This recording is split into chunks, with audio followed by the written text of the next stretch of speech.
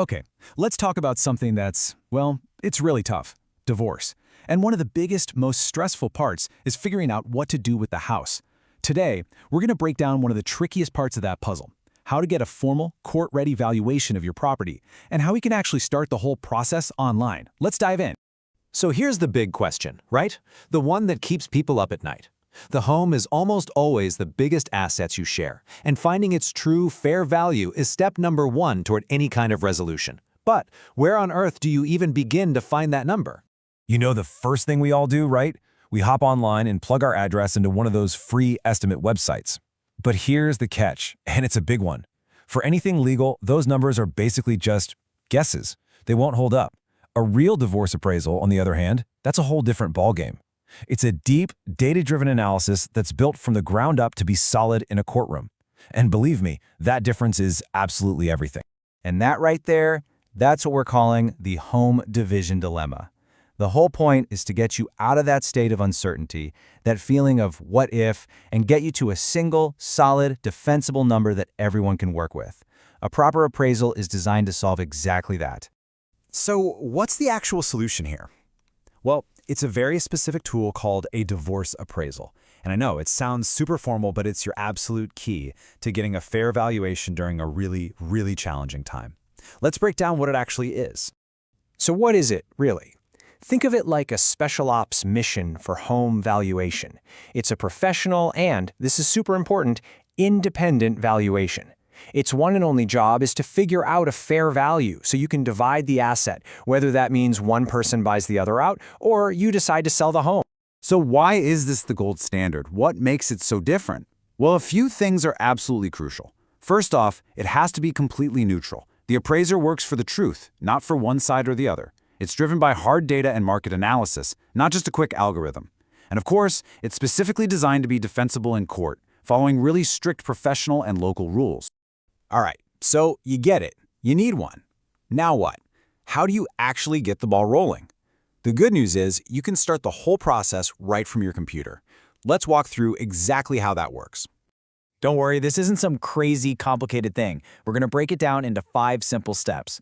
The whole idea here is to make this process feel less intimidating and give you a clear roadmap from where you are now to having that final report in your hands. First, you've got to find a specialist. Don't just search for appraiser, look for someone who specifically mentions divorce or family law work.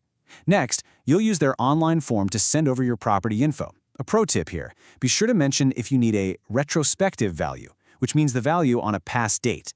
Then, they'll send you an engagement letter to review. This covers the scope, the fee, all the important details. Once that's set, you just need to schedule the on-site inspection. And finally, boom, the final detailed report lands right in your inbox as a PDF. Done.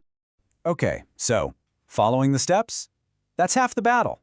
But the other half, and this is just as important, is picking the right person for the job.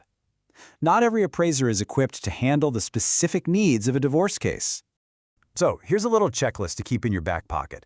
Number 1, make sure they have actual, verifiable divorce experience. This is a big deal because they know the drill, they get the need for neutrality. Always check their state license online.